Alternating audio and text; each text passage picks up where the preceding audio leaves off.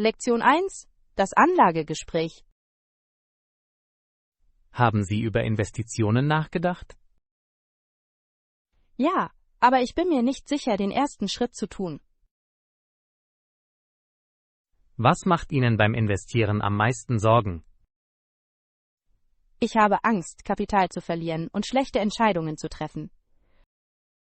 Diese Angst ist unter neuen Anlegern weit verbreitet. Ich finde auch Finanzjargon verwirrend und undurchsichtig. Fachjargon kann zu unnötigen Eintrittsbarrieren führen. Wo sollte ein vorsichtiger Anfänger anfangen? Beginnen Sie mit klaren Zielen und einem realistischen Zeithorizont. Wie sollte ich finanzielle Ziele definieren? Geben Sie kurz-, mittel- und langfristige Ziele mit Beträgen an. Sollte ich zuerst einen Notfallfonds einrichten? Ja, ein Notfallfonds ist grundlegend und umsichtig. Wie groß sollte der Notfallfonds sein? Achten Sie auf wichtige Ausgaben für 3 bis 6 Monate.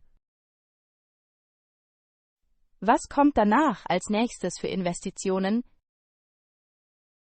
Lernen Sie grundlegende Konzepte wie Risiko, Rendite und Diversifikation kennen. Was bewirkt Diversifikation für mein Portfolio? Diversifikation reduziert die Auswirkungen eines einzelnen Verlusts. Sollte ich zuerst in einzelne Aktien oder Fonds investieren? Viele Anfänger bevorzugen günstige Indexfonds oder ETFs. Warum werden Indexfonds oft empfohlen? Sie bieten eine breite Marktpräsenz, niedrige Gebühren und Einfachheit. Sind Gebühren wirklich so wichtig? Die Gebühren summieren sich im Laufe der Zeit und können die Nettorendite erheblich reduzieren. Wie viel Risiko ist für einen jungen Investor akzeptabel? Jüngere Anleger tolerieren aufgrund der Zeit, sich zu erholen, häufig ein höheres Risiko. Bedeutet das, dass aggressive Allokation für Jugendliche immer am besten ist? Nicht immer. Die Risikotoleranz hängt von der Persönlichkeit und den Zielen ab. Wie messe ich meine Risikotoleranz objektiv? Verwenden Sie Fragebögen und berücksichtigen Sie emotionale Reaktionen auf Verlust. Sollte ich einen Finanzberater konsultieren? Ein Berater kann helfen, insbesondere in komplexen Situationen. Wie wähle ich einen vertrauenswürdigen Berater aus? Suchen Sie nach Treuhändern, die Konflikte offenlegen und transparente Gebühren erheben. Was ist, wenn ich mir keine professionelle Beratung leisten kann? Beginnen Sie mit seriösen Online-Ressourcen und Robo-Advisors. Robo-Advisors bieten algorithmenbasierte Portfolios und automatische Rebalancierungen. Erheben Robo-Advisors niedrigere Gebühren als menschliche Berater? Sie erheben in der Regel niedrigere Gebühren und erfordern geringere Mindestbeträge. Ist die Durchschnittsberechnung der Dollarkosten eine gültige Strategie für Anfänger? Ja, es reduziert das Timing-Risiko, indem es im Laufe der Zeit regelmäßig investiert. Wie oft sollte ich einen Beitrag leisten, wenn die Durchschnittskosten in Dollar berechnet werden? Was ist mit dem Timing der Märkte und dem Versuch, Tiefststände zu kaufen? Das Timing der Märkte ist schwierig und für die meisten Anleger oft kontraproduktiv. Sollte ich Bargeld am Spielfeldrand lassen und auf einen Absturz warten? Das Halten von liquiden Mitteln kann die Rendite verringern und langfristige Wachstumschancen verpassen. Wie wirken sich Steuern auf Anlageentscheidungen aus? Steuern reduzieren die Nettorendite und sollten bei der Kontoauswahl helfen. Welche Konten bieten Steuervorteile für den Ruhestand? Rentenkonten wie IRAs oder Arbeitsplatzpläne bieten häufig Steuervorteile. Sollte ich Rentenkonten gegenüber steuerpflichtigen Konten priorisieren? Priorisieren Sie steuerbegünstigte Rentenkonten, bis sie dem Arbeitgeber entsprechen. Was ist ein Employer Match und warum ist es wichtig? Ein Arbeitgeber-Match ist kostenloses Geld, das die Ersparnisse sofort steigert. Gibt es sichere Anlagemöglichkeiten zur Kapitalerhaltung? Hochwertige Anleihen und Geldmarktfonds bieten ein geringeres Risiko und eine geringere Stabilität. Wie unterscheiden sich Anleihen im Risikoprofil von Aktien? Anleihen sind Schuldtitel mit Vorrang bei der Rückzahlung und in der Regel mit geringerer Volatilität. Schützen Anleihen immer vor Verlusten? Anleihen können bei steigenden Zinssätzen und der Notlage des Emittenten an Wert verlieren. Sollte ich mein Portfolio regelmäßig neu ausbalancieren?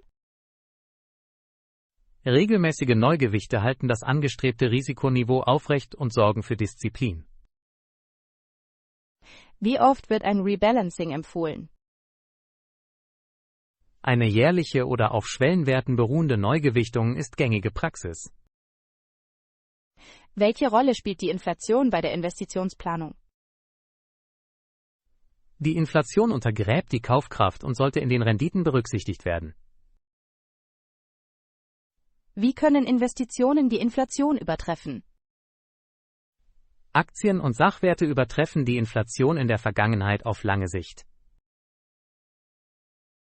Sind Dividendenaktien eine gute Einnahmequelle? Dividendenaktien können Erträge bringen, erfordern jedoch eine Überprüfung der Dividendennachhaltigkeit. Sollte ich Dividenden reinvestieren oder als Bargeld verwenden? Reinvestitionen verstärken das Wachstum, während Bargeld sofortige Erträge bietet. Wie wirkt sich die Hebelwirkung auf das Anlagerisiko aus? Die Hebelwirkung verstärkt sowohl Gewinne als auch Verluste und erhöht das Risiko erheblich. Ist der Marginhandel für Anfänger geeignet? Der Margenhandel ist riskant und im Allgemeinen für unerfahrene Anleger ungeeignet. Wie sollte ich Anlagemöglichkeiten und Ansprüche bewerten? Überprüfen Sie die Quellen, fordern Sie Transparenz und achten Sie auf garantierte Renditen. Sind auffällige Versprechen hoher Renditen in der Regel legitim? Hohe, garantierte Renditen sind oft Anzeichen für Betrug oder ein übermäßiges Risiko. Wie wichtig ist ein Anlageplan vor der Allokation von Geldern? Ein schriftlicher Plan verdeutlicht die Ziele und leitet konsistente Entscheidungen ab. Sollten emotionale Impulse vom Investieren ausgeschlossen werden? Emotionale Kontrolle ist unerlässlich, um reaktive und kostspielige Schritte zu vermeiden. Kann der Einfluss sozialer Medien zu schlechten Anlageentscheidungen führen? Soziale Medien können das Herdenverhalten und den Hype um Vermögenswerte verstärken. Wie kann ich verhindern, in spekulativen Wahnsinn zu verfallen? Konzentrieren Sie sich auf Fundamentaldaten, langfristigen Wert und solide Diversifikation. Sind alternative Anlagen wie Kryptowährungen für alle geeignet? Alternativen können volatil sein und sollten aus kleinen, informierten Allokationen bestehen. Wie viel von einem Portfolio könnte sicher spekulativen Vermögenswerten zugewiesen werden? Halten Sie die spekulativen Allokationen bescheiden und orientieren Sie sich an der Risikotoleranz. Beeinflussen Umwelt-, Sozial- und Unternehmensführungskriterien die Rendite? ESG-Faktoren können das Risiko und die langfristige Performance einiger Anleger beeinflussen. Sollten ethische Überlegungen Vorrang vor Renditezielen haben? Ethische Präferenzen können bei der Mittelzuweisung als Richtschnur dienen, sollten sich aber an realistischen Erwartungen orientieren. Wie verfolge ich den Fortschritt bei der Erreichung meiner finanziellen Ziele? Verwenden Sie regelmäßige Überprüfungen und messbare Meilensteine, um den Fortschritt zu bewerten. Was ist ein akzeptabler Horizont für die Bewertung einer Anlagestrategie? Evaluieren Sie über einen Zeitraum von mehreren Jahren, nicht über den täglichen oder wöchentlichen Marktlärm. Könnte es zu Kontroversen kommen, wenn Persönlichkeiten des öffentlichen Lebens riskante Investitionen fördern? Ja, Empfehlungen von Prominenten ohne Offenlegung können Anleger in die Irre führen. Welche rechtlichen Schutzmaßnahmen gibt es gegen betrügerische Anlagepläne? Die Aufsichtsbehörden setzen Offenlegungsregeln durch und verfolgen betrügerische Akteure, obwohl die Durchsetzung unterschiedlich ist. Sollte ich Liquidität für unerwartete persönliche Bedürfnisse aufrechterhalten? Ja, die Erhaltung der Liquidität verhindert Zwangsverkäufe bei Abschwüngen. Wie sollte ich meinen Plan anpassen, wenn sich die Lebensumstände ändern? Aktualisieren Sie Ihre Ziele regelmäßig, wenn sich die Einkommens-, Familien- oder Gesundheitssituation ändert. Sind Investmentclubs eine gute Möglichkeit, mit anderen zu lernen? Investmentclubs können gemeinsames Lernen anbieten, benötigen jedoch Unternehmensführung und Risikobewusstsein. Sollte ich detaillierte Aufzeichnungen über Transaktionen und Gründe führen? Gute Aufzeichnungen unterstützen die Steuerberichterstattung und das zukünftige Lernen aus früheren Entscheidungen. Wie wirken sich Gebühren und Steuern zusammen auf langfristige Ergebnisse aus? Zusammengesetzte Gebühren und Steuern können den langfristigen Vermögensaufbau erheblich reduzieren. Ist Weiterbildung für Anleger wichtig? Lebenslanges Lernen verbessert die Entscheidungsqualität und passt Strategien an sich verändernde Märkte an. Können Demut und Geduld die Anlageergebnisse verbessern? Demut und Geduld reduzieren Fehler und machen sich die Kraft des Zusammensetzens zunutze. Welchen letzten praktischen Schritt sollte ich heute Abend unternehmen? Überprüfen Sie Ihr Budget, entwerfen Sie klare Ziele und verpflichten Sie sich zu einem bescheidenen monatlichen Investitionsplan. Lektion 2: Höflicher Abschied und Reiseunterstützung. Kein Problem. Lassen Sie mich wissen, wenn Sie weitere Hilfe benötigen. Vielen Dank. Ihre Hilfe war von unschätzbarem Wert. Ich helfe gerne bei der Planung und Logistik. Ihre Empfehlungen haben meine Vorbereitung erheblich vereinfacht. Ich stehe jederzeit für Fragen zur Verfügung. Diese Versicherung reduziert meine Reiseangst erheblich. Bevorzugen Sie, dass ich Bestätigungen per E-Mail oder Nachricht sende? Eine E-Mail mit Anhängen hilft mir dabei, Aufzeichnungen zu führen. Ich werde Buchungsnummern und Kontaktdaten angeben. Bitte fügen Sie auch Karten und empfohlene Ankunftszeiten hinzu. Ich werde eine druckbare Routenkarte und geschätzte Fahrpläne beifügen. Werden Sie auf mögliche Verzögerungen und alternative Pläne hinweisen? Ich werde häufig auftretende Verzögerungen zur Kenntnis nehmen und Notfalloptionen vorschlagen. Könnten Sie uns zu lokalen Gebräuchen und höflichen Redewendungen beraten? Ich werde einfache Tipps zur Etikette und nützliche Redewendungen geben. Schlagen Sie Notfallkontakte und Botschaftsinformationen vor. Ich werde die lokalen Notrufnummern und die nächstgelegenen Konsularstellen auflisten. Sollte ich meine Reiseroute mit einem vertrauenswürdigen Kontakt teilen? Das Teilen Ihrer Reiseroute erhöht die Sicherheit und den Seelenfrieden.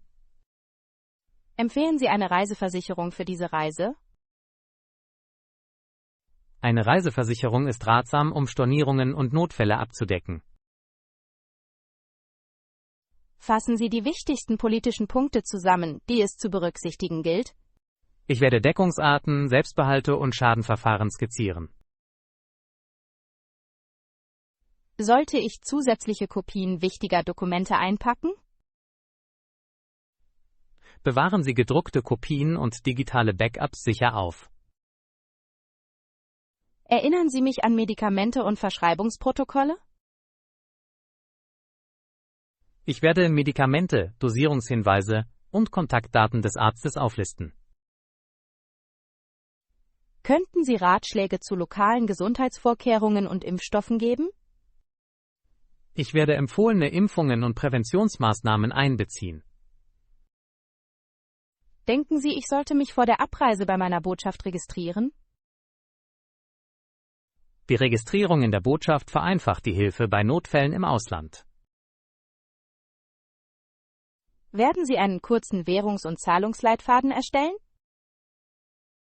Ich erkläre die Landeswährung, die Trinkgeldbestimmungen und die Kartenakzeptanz. Sollte ich meine Bank über Auslandsreisen informieren? Wenn Sie Ihre Bank benachrichtigen, werden unerwartete Kartensperren verhindert.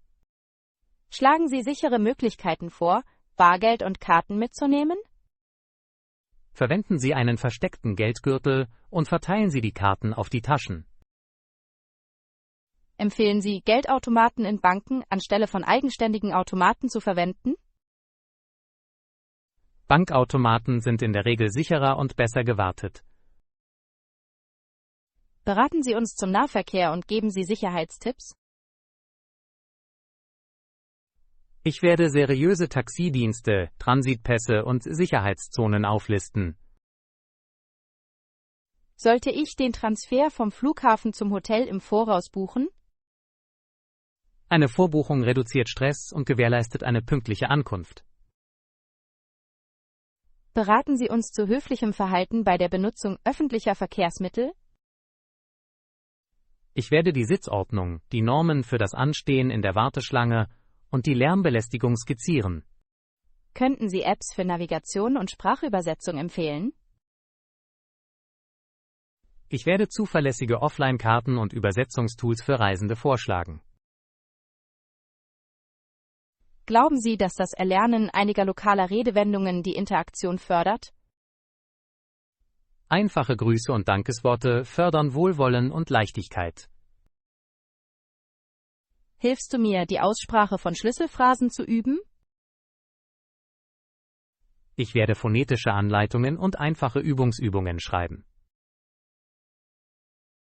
Sollte ich an bestimmten Orten die kulturellen Dresscodes beachten? Respektvolle Kleidung ist an religiösen und formellen Orten unerlässlich.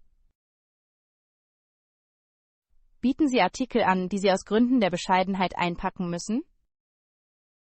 Ich werde bei Bedarf Schals, lange Ärmel und konservative Unterteile empfehlen. Sehen Sie wetterbedingte Anpassungen der Verpackung voraus? Ich werde saisonale Kleidung, Regenausrüstung und Sonnenschutztipps beifügen. Sollte ich variable Steckdosen und Adapter einplanen? Bringen Sie bei Bedarf Universaladapter und Spannungswandler mit. Stellen Sie eine Checkliste für Elektronik und Ladegeräte zur Verfügung? Ich werde Ladegeräte, Ersatzbatterien und Kabelorganisatoren auflisten. Könnten Sie leichtes Gepäck vorschlagen, um die Mobilität zu erleichtern? Leichte Taschen reduzieren die Belastung und vereinfachen die Transportlogistik. Empfehlen Sie sichere Gepäckschlösser? Verwenden Sie zur Sicherheit TSA zugelassene Schlösser und diskrete Gepäckanhänger. Sollte ich Wertsachen in einem Hotelsafe aufbewahren, anstatt sie zu tragen? Hotelsafes reduzieren das Diebstahlrisiko wichtiger Gegenstände. Denken Sie, dass ein tragbarer Safe oder ein Schließfach für Hostels nützlich ist? Tragbare Schließfächer sorgen für zusätzliche Sicherheit, wenn spezielle Safes nicht verfügbar sind. Geben Sie Tipps für respektvolles Fotografieren und Einverständnis? Holen Sie die Zustimmung ein, bevor Sie Menschen und kulturelle Stätten fotografieren. Könnte das Teilen in sozialen Medien auf Reisen Bedenken hinsichtlich der Privatsphäre aufwerfen? Verzögern Sie die Veröffentlichung von Standorten in Echtzeit, um die persönliche Sicherheit und das Eigentum zu schützen. Sollte ich grundlegende Sätze lernen, um höflich um Erlaubnis zu bitten? Sätze wie „Kann ich bitte ein Foto von Ihnen machen?" Zeige Respekt und Klarheit. Bieten Sie in verschiedenen Ländern Ratschläge zur Trinkgeldetikette an? Ich werde typische Trinkgeldquoten und lokale Erwartungen skizzieren. Empfehlen Sie, einen kleinen Sprachführer für die Region mitzunehmen? Ein kompakter Sprachführer ist ein praktisches Instrument für eine respektvolle Kommunikation. Empfehlen Sie Möglichkeiten, mit verlorenen Dokumenten im Ausland umzugehen? Melden Sie sich bei den örtlichen Behörden und setzen Sie sich umgehend mit Ihrer Botschaft in Verbindung. Sollte ich meinen Reisepass fotokopieren und die Kopie separat aufbewahren? Fotokopien und digitale Scans helfen den Behörden und beschleunigen den Austausch. Wirst du einfache Sicherheitsroutinen für Solo-Erkundungen vorschlagen? Teilen Sie Ihren Kontakten Ihre Pläne mit, meiden Sie riskante Bereiche und achten Sie auf Ihre Umgebung. Denken Sie, dass das Kombinieren mit einheimischer Kleidung unerwünschte Aufmerksamkeit reduziert? Wenn Sie sich einmischen, können Sie das Risiko verringern, als Tourist ins Visier genommen zu werden. Schlagen Sie Strategien vor, um Taschendiebstahl zu verhindern. Bewahren Sie Wertsachen in der Nähe auf, minimieren Sie Ablenkungen und verwenden Sie sichere Taschen. Sollte ich bei Streetfood vorsichtig sein, wenn ich einen empfindlichen Magen habe? Wählen Sie gut besuchte Stände mit hohem Umsatz und gekochten warmen Speisen. Bieten Sie Tipps zur Flüssigkeitszufuhr und zum Sonnenschutz in heißen Klimazonen an? Trinken Sie regelmäßig Wasser, tragen Sie einen Hut und tragen Sie Sonnenschutzmittel mit hohem Lichtschutzfaktor auf. Empfehlen Sie, Ruhezeiten einzuplanen, um Reisemüdigkeit zu vermeiden? Kurze Nickerchen und gemäßigtes Tempo sorgen für Energie und Freude. Erinnern Sie mich daran, täglich Fotos und wichtige Dateien zu sichern?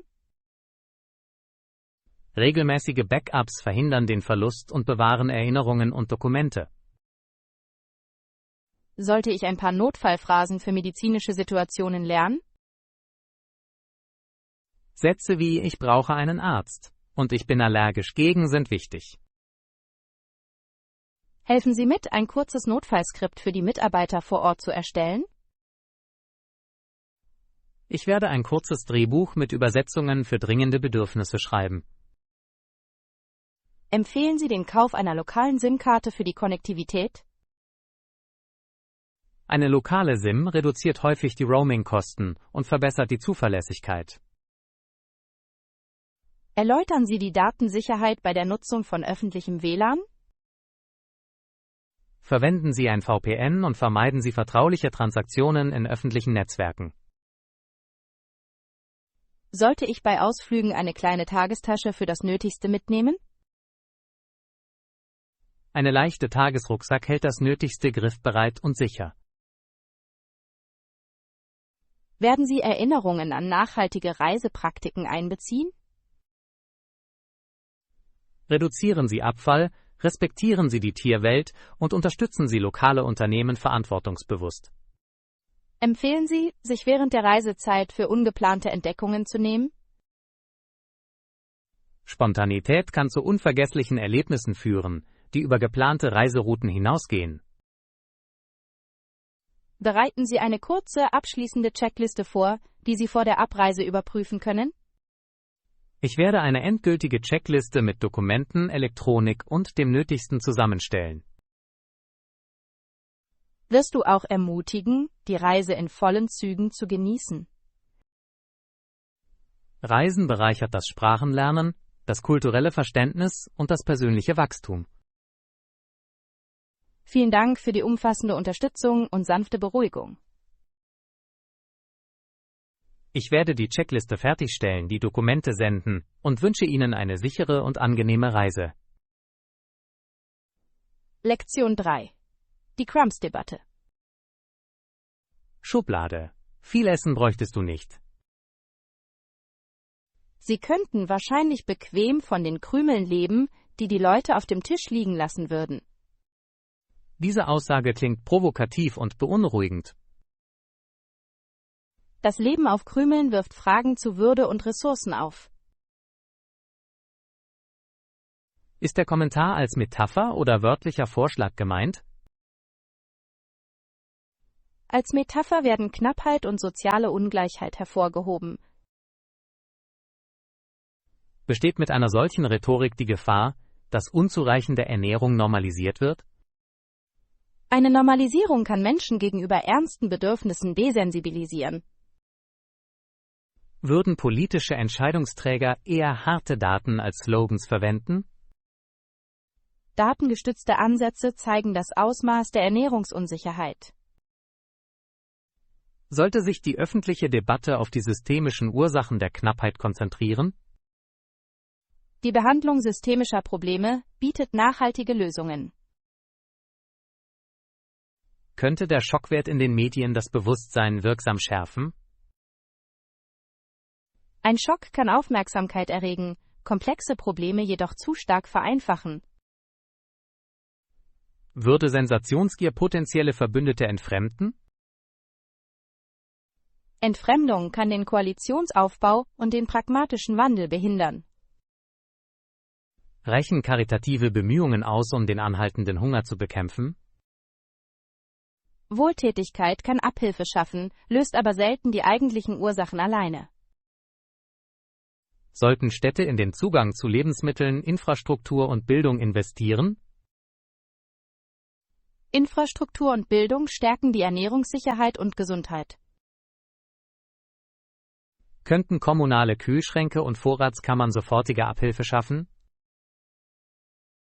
Gemeinschaftsinitiativen können würdevolle und schnelle Unterstützung bieten. Gibt es Kontroversen rund um das öffentliche Teilen von Lebensmitteln in städtischen Räumen? Vorschriften und Haftungsbedenken schränken das Teilen von Programmen manchmal ein. Sollten die rechtlichen Rahmenbedingungen angepasst werden, um informelle Hilfe zu schützen? Durchdachte Gesetze können sichere, von der Gemeinschaft geleitete Hilfe ermöglichen. Beeinflussen kulturelle Einstellungen die Bereitschaft, Hilfe anzunehmen? Stigma und Stolz können einige davon abhalten, die notwendige Hilfe in Anspruch zu nehmen. Können respektvolle Botschaften Scham reduzieren und die Nutzung von Diensten fördern?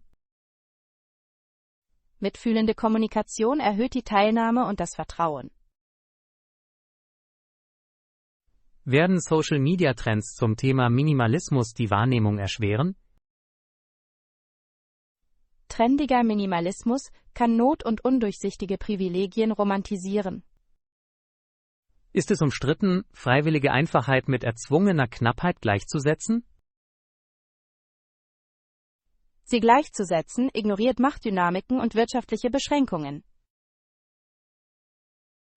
Sollten Influencer klarstellen, wann Wahlmöglichkeiten optional sind? Transparenz in Bezug auf Privilegien fördert ethischen Einfluss und Verantwortung.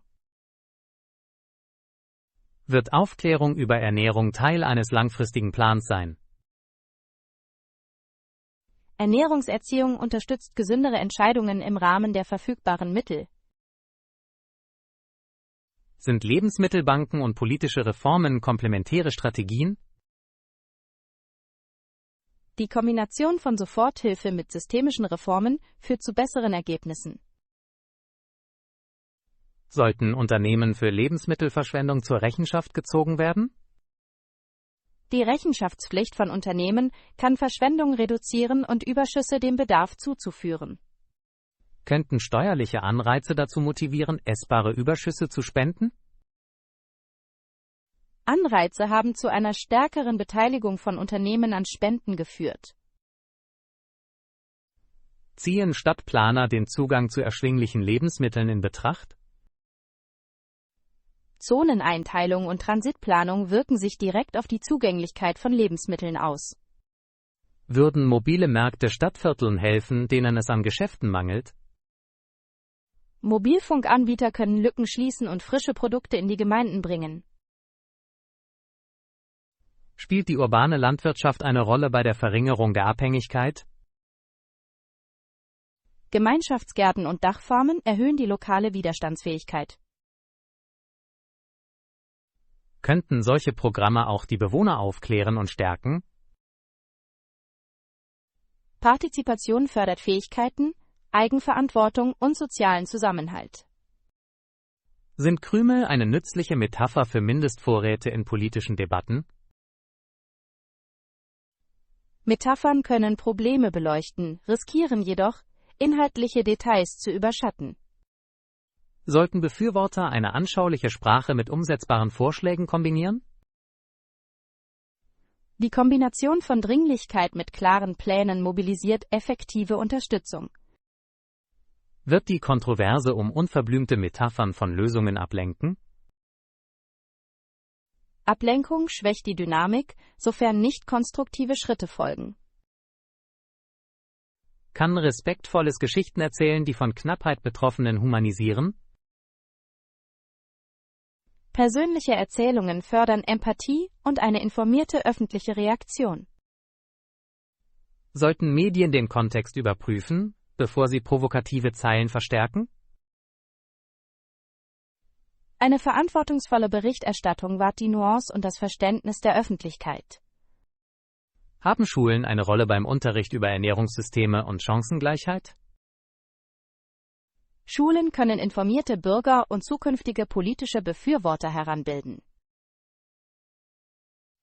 Wird sektorübergreifende Zusammenarbeit notwendig sein, um den Hunger zu bekämpfen? Die Zusammenarbeit zwischen Regierungen, NGOs, Gemeinden und Unternehmen ist von entscheidender Bedeutung. Sollten Notfallmaßnahmen so konzipiert werden, dass sie in dauerhafte Programme übergehen? Die Planung des Übergangs verhindert zyklische Abhängigkeiten und verbessert die Ergebnisse. Könnten von der Gemeinde geleitete Prüfungen die lokale Rechenschaftspflicht stärken?